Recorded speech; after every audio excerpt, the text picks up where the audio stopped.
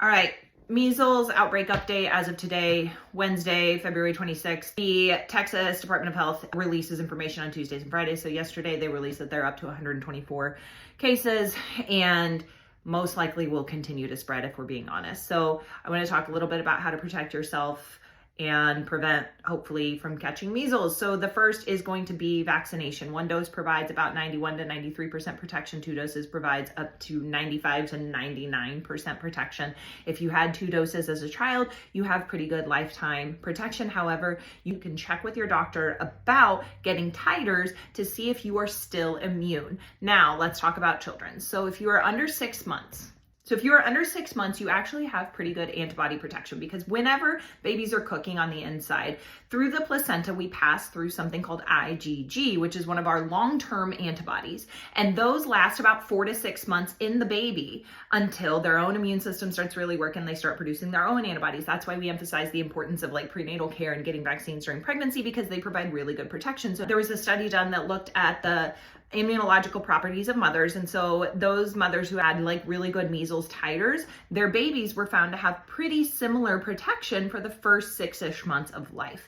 Now, if you are providing breast milk, that also does provide some antibodies as well. Those antibodies are called IgA. They are secretory antibodies, so they're not as robust or long-lasting as IgG, but they do provide some protection and reduce the risk of contracting measles some.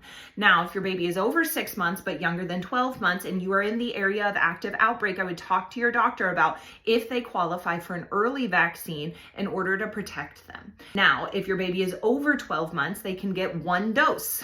Then they can get their second dose at least 28 days after the first. We generally recommend the first dose between 12 and 15 months and the second dose between 4 and 6 years old. However, if you are in an area of active outbreak or you are traveling to an area of active outbreak, then I do recommend getting that second dose early.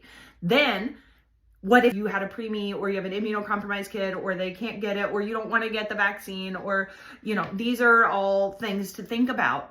How you can prevent catching measles is if you're going to be going out in public in an area of active outbreak, I do recommend a mask because measles is spread through aerosolized droplets, meaning tiny, tiny droplets that hang out in the air. Like if I breathe out, you can't see it, but there's aerosolized droplets. So they are really, really tiny. And the problem with being really, really tiny droplets is that they linger in the air for a long time. They're kind of like little ghosts, and they can be up there in the air for up to 2 hours after the infected person has left the room.